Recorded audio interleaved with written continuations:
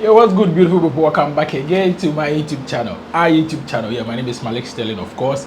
And if this is your first time visiting my YouTube channel, I say thank you so much for being here. Kindly make sure to subscribe to my channel. Let's help the channel grow, you know. I said this in my previous video and I'm going to say it again. If you feel what I'm doing, if you like what I'm doing and you would like to support, the only way to support, or the only way I can be extremely appreciative to your support is just by clicking on that red notification button down there to subscribe to my channel, or it can be monetary support. I don't mind. Yeah, guys, that was just by the way.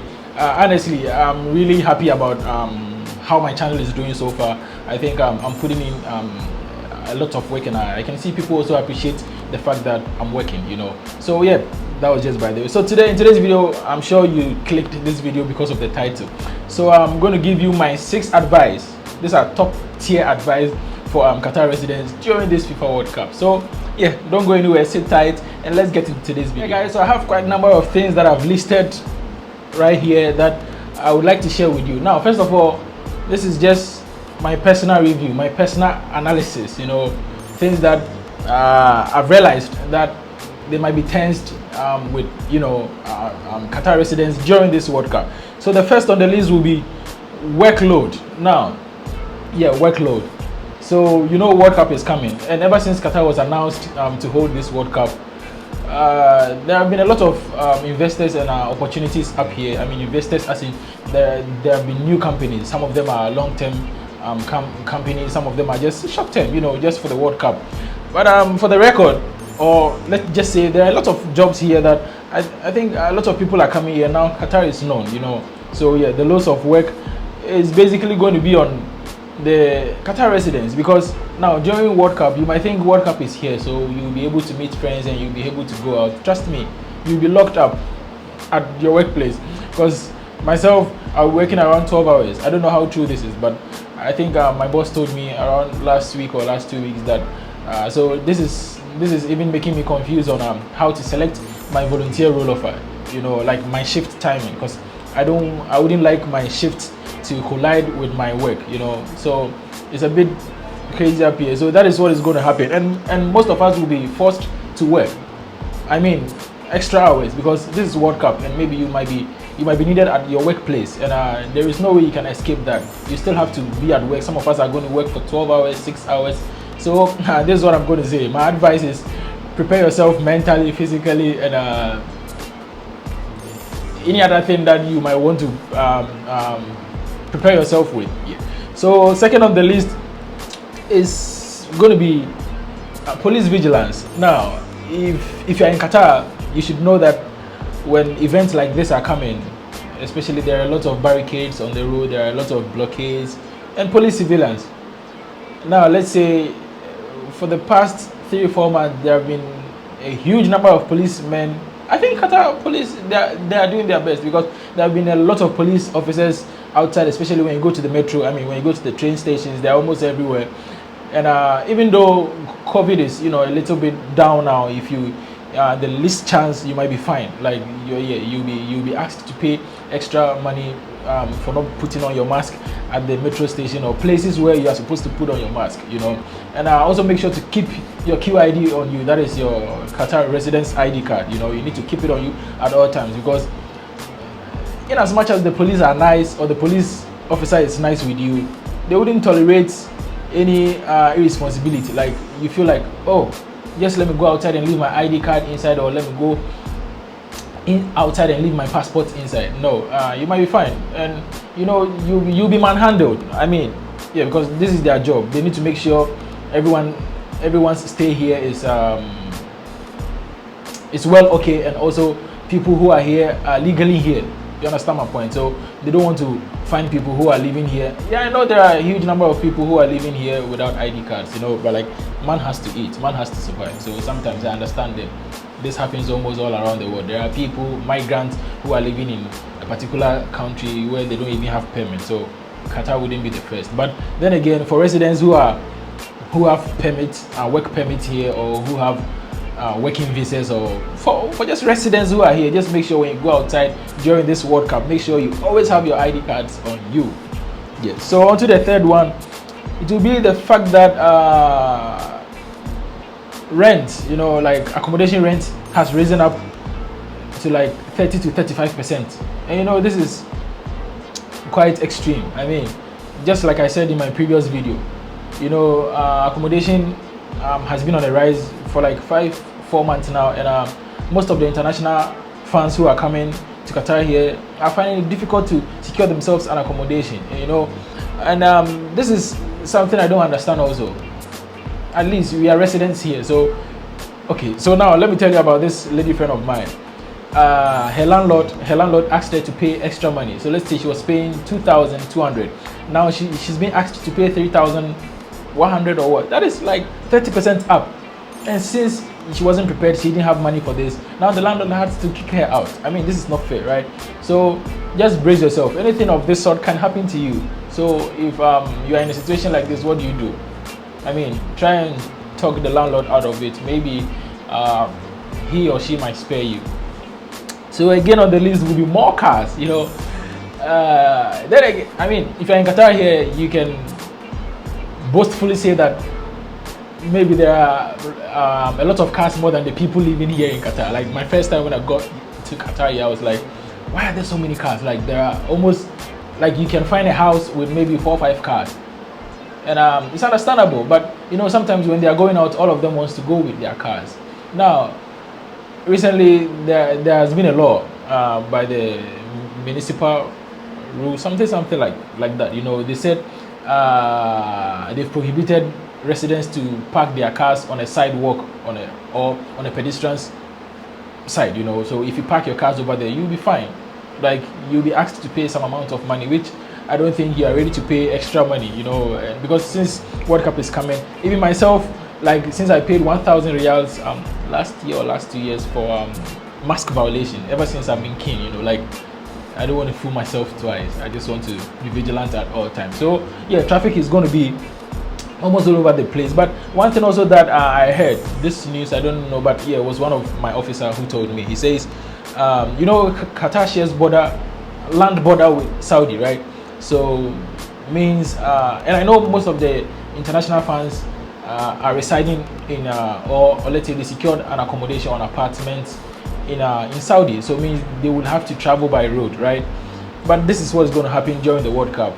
There will be shuttles, you know, these buses that are being brought here for the World Cup. So there will be buses at the Saudi border, either the Saudi, yeah, like the Saudi to Qatar border, and these buses will convey the fans to Qatar, and after it will take them back. So no one can, I don't know, maybe there might be some prominent people or some VVIP people who might be allowed to bring their cars into Doha, but for, like, you know, just regular people like us, you might have a Corolla or just these cars, and you think, this is just Qatar and Saudi, we just share border by land, so, or by road, so I will just come to Qatar with my car.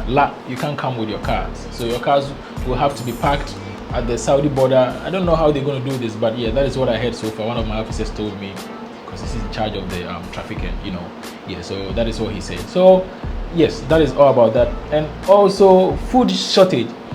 Now, I know many people might not know, but Qatar imports almost everything we have here. Just a few things that are being made here, like dairy as in milk and things like that. Like just a few things that are being made here or that are being produced here. So aside from that, everything is brought from outside the country. Now, currently we have a population about 2.99 million. You know, and during the World Cup, I'm sure this population is likely to rise up to maybe ×2, like twice its size or twice its population now. So let's say we're talking about 6 million during World Cup, or even 7 million. You might never know, because you can never tell how many people are going to come, because still people are signing up for the haircut, still people are buying air tickets. So you know, so my advice for citizens here will be, you know, even here in Qatar, sometimes I feel like I want to go to the supermarkets on Fridays and do my grocery shopping, but trust me, the best time to do your grocery shopping should be around like 8 a.m. to maybe 12, because around that time people are still busy, people are still at work.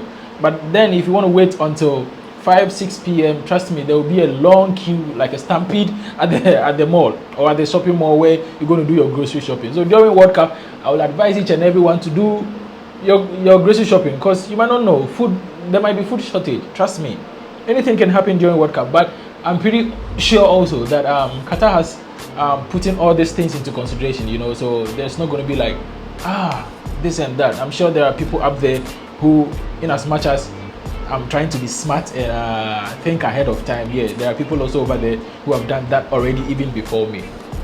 Yeah, so that will be one of the points. Try and then stack as many food as you can. Try fill up your refrigerator. Try put more food in your refrigerator so you don't run out of stock or you don't run out of food, you know. Yeah, so another one is also going to be restaurants are likely to be full. Yes, of course, restaurants in Qatar here, even sometimes, like even the World Cup is not even here. We are just about 50 days or even less than 50 days to the World Cup. And sometimes on Fridays when you go to when you go to the restaurant, especially when you go to Sukwaki, the place is literally packed, like it's almost full.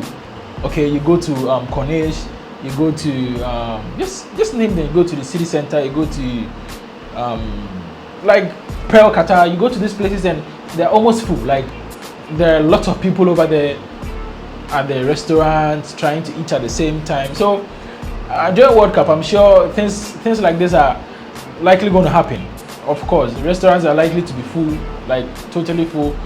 So yeah, also be aware of that and be keen on that. If you want to go to the restaurant, find the perfect and the right time to go to the restaurant so you can buy whatever you want to buy. And with Talabat, I think Talabat is doing good, but during World Cup, trust me, Talabat will be super busy. So in case you order food and it's taking like forever to come, just understand, because yeah, our population has multiplied by 2 or even by 2.5. So you need to understand. Yeah, so and last on the list will be, yes, I think I've already mentioned this. And, you know, the population that we're talking about currently, our population is about 2.99 million. Okay, and just listen, 92% of our population live here in Doha. So what happened to Sanaya? What happened to Al Wakra? What happened to these other areas? Like almost everyone wants to live in the Doha. Or sorry, I mean almost everyone wants to live in Doha. So just imagine during World Cup, the whole place will be flooded, you know. So I think that is why they have this tents and some other accommodations far from Doha, you know, so they can spread and it doesn't get too congested, and you know, people can't even get air to breathe sometimes. I mean, I'm here in Doha for quite some time now, and trust me, Doha can be full sometimes. I remember there was this time I went to the city center and I was so pissed off because, well, should I say I'm pissed off? I wasn't that pissed off, but I was amazed, like I was surprised, you know, because there were a lot of people at the mall and I wasn't expecting them. I was like, where did all these people come from? And even at the Souk Waqif, sometimes when you go there, it's almost full. Like there are people almost all over the places. So guys, this would be my advice. Try and then during this World Cup, if you're a resident, try save money now. Try buy a lot of food and keep.